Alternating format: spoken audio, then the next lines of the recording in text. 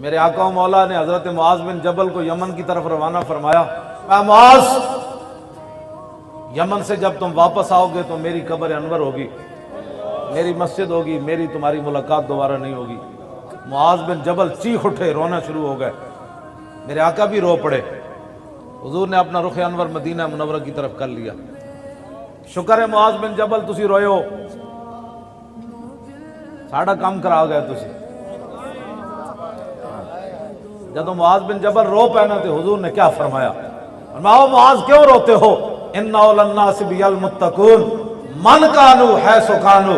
فرمایا قیامت تک جس نسل کا ہوگا، جس علاقے کا ہوگا، میرے دین کا کام کرے گا، میں اس کے ساتھ ہوگا۔ اور جنگ یرموک جدو حالات خراب ہو گئے نا تو حضرت ابو سفیان کر لگے حضر ما ترون، فرمایا دیکھ رہے ہو جو ہو رہا ہے، فہذا رسول اللہ، فرمایا یہ حضور بھی جلوہ در ہے۔ میں یہ بات کرتا نہیں ہوں یہاں، ویسے میں بات کر رہا ہوں، ہاں جی، میں کرتا نہیں ہوں یہ باتیں، میں نے کبھی بھی ایسی باتیں نہیں کی، لیکن میں ان کو بتانا چاہتا ہوں کہ ہر کوئی اپنی ڈیوٹی کر رہا ہے، ہم ایسے ویل چیئر پر نہیں تھوڑ بھاگ رہے، گل وچ ہو رہے۔